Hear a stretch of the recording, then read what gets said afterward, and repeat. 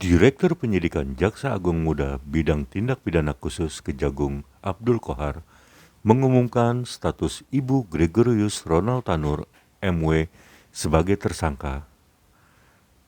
Hal ini diungkapkan Dirdik Jampitsus Kejaksaan Agung Abdul Qohar di Kejagung Senin 4 November 2024. Kejagung juga menjelaskan ada uang 3,5 miliar yang diberikan ke majelis hakim yang menangani perkara pembunuhan yang menjerat anaknya tersebut. Teman-teman wartawan yang saya hormati, bahwa pada hari ini, Senin, tanggal 4 November 2024, tim penyidik pada Jaksa Agung Muda Tindak Pidana Khusus telah melakukan pemeriksaan secara maraton terhadap saksi MB, yaitu orang tua atau ibu dari terpidana Ronald Tanur yang dilaksanakan di Kejaksaan Tinggi Jawa Timur. Terkait dengan perkara tindak pidana korupsi dalam hal ini suap dan atau gratifikasi terhadap penanganan perkara Ronald Tanur berdasarkan surat perintah penyidikan nomor Prin 54 garis miring F.2 garis miring FD.2 garis miring 10 garis miring 2024 tanggal 4 Oktober 2024. Setelah dilakukan pemeriksaan sebagai saksi terhadap MB, penyidik telah menemukan bukti yang cukup adanya tindak pidana korupsi, yaitu suap dan atau gratifikasi yang dilakukan oleh MB, sehingga penyidik meningkatkan status MB, ibu terpidana Ronald Tanur, dari status semula yaitu saksi menjadi tersangka. Status tersangka ini didasarkan surat penetapan nomor 63 garis miring F.2 garis miring FD.2 garis miring 11 garis miring 2024 tanggal 4 November 2024. Adapun kasus posisinya adalah sebagai berikut. Tersangka MB, Ibu Ronald Tanur, awalnya menghubungi LR untuk minta yang bersangkutan bersedia menjadi penasihat hukum Ronald Tanur. Kita ketahui bahwa Ibunda Ronald Tanur ini berteman akrab dengan LR karena anak LR dan anak MB ini atau Ronald Tanur ini pernah satu sekolah. Jadi mereka sudah lama saling kenal. Selanjutnya, pada tanggal 5 Oktober 2023, LR bertemu dengan tersangka MB di Cafe Excelso Mer Surabaya untuk membicarakan peristiwa yang telah dialami oleh Ronald Tanur.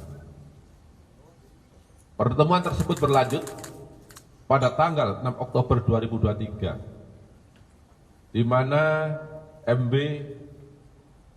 pada saat pertemuan dengan LR tersebut dilaksanakan di kantor LR yang beralamat di Jalan Kendal Sari Raya nomor 51 garis datar 52 Surabaya. Dalam pertemuan tersebut, LR menyampaikan kepada tersangka MB ada hal-hal yang perlu dibiayai dalam pengurusan perkara Ronald Tanur dan langkah-langkah yang akan ditempuh. Kemudian LR meminta kepada YR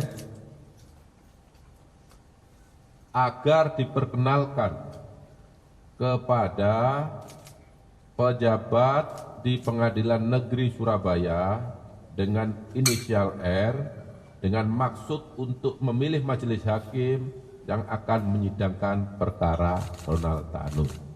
Saya ulangi ya, bila tidak salah paham ini. LR meminta kepada YR, minta tolong agar diperkenalkan seseorang tadi dengan maksud supaya dapat memilih majelis hakim yang akan menyidangkan perkara Ronald Tanur.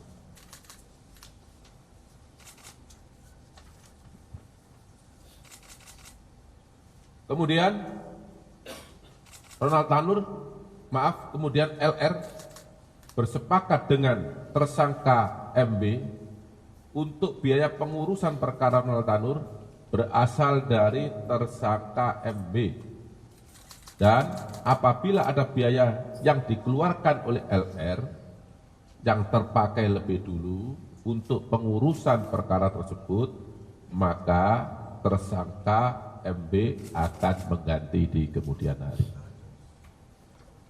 Di dalam setiap permintaan dana oleh LR terkait pengurusan perkara, RL selalu meminta persetujuan kepada tersangka MB, serta LR meyakinkan tersangka MB untuk menyiapkan sejumlah uang guna mengurus perkara Ronald Tanur agar perkara Ronald Tanur tersebut dibebaskan oleh majelis hakim.